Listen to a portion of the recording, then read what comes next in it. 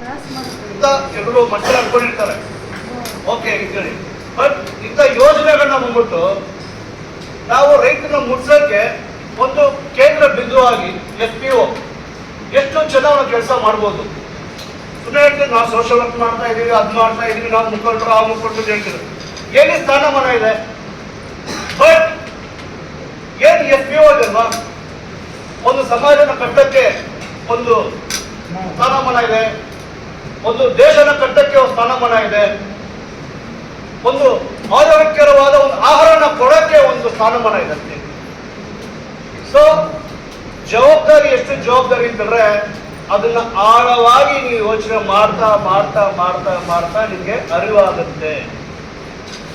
ಯಾಕಂದ್ರೆ ಇಷ್ಟೊಂದು ಸವಲತ್ತು ಒಂದು ಗೌರ್ಮೆಂಟ್ ಎಂಪ್ಲಾಯ್ ಕೂಡ ಅಷ್ಟು ಕೊಡಲ್ಲ ಬಂದ್ಬಿಟ್ಟು, ಒಂದು ಆಥರೈಸ್ ಬೇರೆ ಅಷ್ಟು ಕೊಡಲ್ಲ ಬಂದ್ಬಿಟ್ಟು, ಏನು ಒಂದು ಕ್ವಾಲಿಫಿಕೇಶನ್ ಇರದೇ ಬಂದ್ಬಿಟ್ಟು ಇಷ್ಟೊಂದು ಸವಲತ್ತು ಕೊಡ್ತಾರೆ ಅಂತ ಹೇಳಿದ್ರೆ definitely thank to government of Karnataka, government of India.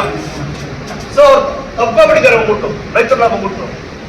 So ಹಾಗಾಗಿ ನಾವು ಎಷ್ಟು ಚೆನ್ನಾಗಿ FPOಗಳನ್ನ ನಾವು ಬೆಳೆಸಿ ಇವಾಗ ಹೆಂಗೆ ಬಂದ್ಬಿಟ್ಟು ಇವಾಗ ಹೆಂಗೆ ಈಗ ಮಿಲ್ಕ್ ಡೈರಿ ಸೊಸೈಟಿ ಹೆಂಗೆ ಅಭಿವೃದ್ಧಿ ಆಗಿದೆಯೋ ಅದೇ ರೀತಿ ಕ್ರಾಂತಿ ಶುರುವಾಗಿದೆ ಅಲ್ವಾ. ಅದನ್ನ ಸ್ಟೋನ್ಸ್ ಎಲ್ಲರೂ ಬೇಸಿಕ್ ಸ್ಟೋನ್ ಅಂತೇಳಿ ಹಾಗಾಯ್ತಾರೆ. ಬರೋ ವರ್ಷದಲ್ಲಿ ಕನಿಷ್ಠ ಪಕ್ಷ ಗರಿಷ್ಠ ಪಕ್ಷ ಎಲ್ಲ ಒಂದು FPO ಕೂಡ ಹೇಳ್ತಾರೆ 1 ಕೋಟಿ ಅಲ್ಲ 10 ಕೋಟಿ ಟರ್ನ್ ಓವರ್ ಆಗಲಿ ಅಂತ ನನ್ನ ಆಶೆ. Thank you.